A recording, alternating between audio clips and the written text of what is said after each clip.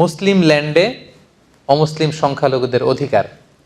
আরবিটা বলবো না, শুধু বাংলা হাদিস দুটা বলি।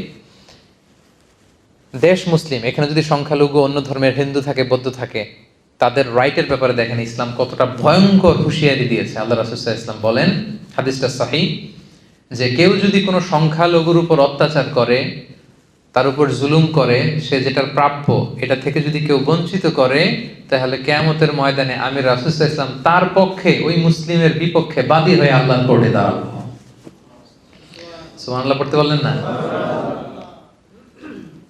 আপনি নামাজ পড়তে পড়তে কপালে দাগ ফেলাই দিয়েছেন, দাড়ি রাখতে রাখতে এত লম্বা জুব্বা, এরপরে হিন্দুদের বাড়ি দখল করতেছেন আর বলতেছেন আপনি বড় হাজী সাহেব। আল্লাহ রাসূল সাল্লাল্লাহু আলাইহি ওয়াসাল্লাম বলেন কিয়ামতের দিন আল্লাহ রাসূল ওই হিন্দুর পক্ষে থাকবে, আপনার বিপক্ষে। কথাটার ওজন খেয়াল করেন। বাংলাদেশে কিন্তু এরকম হয়, ক্ষমতার দাপটে হিন্দুদের বাড়ি দখল করে, জমি দখল করে, সংখ্যালঘুদের উপর অত্যাচার করে। হ্যাঁ, আছে না এরকম?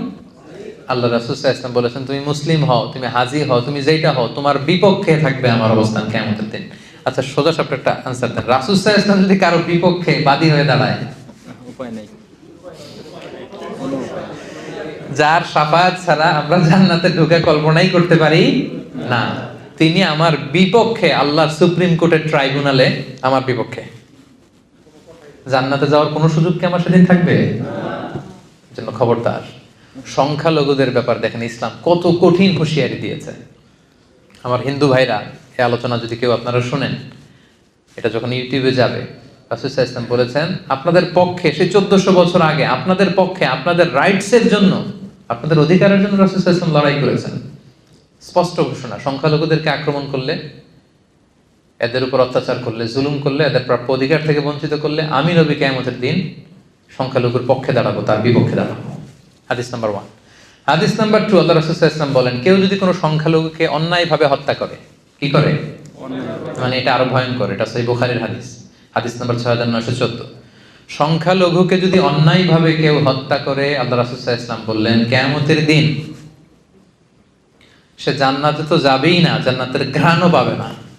এজন্য খবরদার, ভয়ঙ্কর কথা কিন্তু আল্লাহ রাসূল সাল্লাল্লাহু আলাইহি ওয়াসাল্লাম বলেছেন। সো ইসলাম সব সময় ভিন্ন ধর্মাবলম্বীদের সাথে আমাদের সুসম্পর্কের কথা বলে, তাদের অধিকার সংরক্ষণের কথা বলে। এমনকি তারা যে মূর্তির পূজা করে, কোরআনের গাইডলাইন হচ্ছে লা তাসুব্বুল্লাযীনা ইয়াদউনা মিন দুনিল্লাহি ফায়াসুব্বুল্লাহা আদওয়ান বিগাইরি ইলম। খবরদার, আল্লাহকে ছাড়া তারা যে দেবী বা প্রতিমা, তাদের কাছে যেটা পবিত্র, এটা যে উপাসনা করে, ওই দেবী মূর্তি এগুলোকে তোমরা গালি দিও না, খবরদার।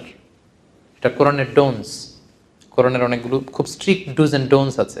কোরআন বলেছে খবরদার, ওদের প্রতিমা, ওদের মূর্তি, ওদের দেবদেবী এগুলোকে গালি দিও না। দিলে কি হবে? ওরা আল্লাহকে গালি দিবে, ফলে তুমি কেমন যেন আল্লাহরে গালি খাওয়ানোর কারণ হলো না, ঠিক কিনা? কারণ তুমি তো ওদের দেবীকে গালি না দিলে ওরা তোমার আল্লাহর গালি দিত না। তার মানে অমুসলিমদের সাথে যদি আমরা খারাপ আচরণ করি, তাদের দেবদেবীকে যদি আমরা গালি দেই, তাহলে কেমন যেন আমরা নিজেরা ইসলামকে ছোট করলাম। ইসলাম আমাদেরকে এটা শিক্ষা দেয়নি। ইসলাম সবসময় সহমর্মিতার কথা বলে, সাম্প্রদায়িক সম্প্রীতির কথা বলে, ধর্মীয় সহাবস্থানের কথা বলে, ইন্টারফেথ ডায়ালগের কথা বলে, যেগুলোকে সামনে রেখে আমরা একসাথে হতে পারি।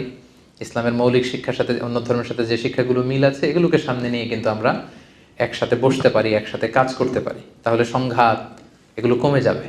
কথা বুঝতে পেরেছেন সবাই?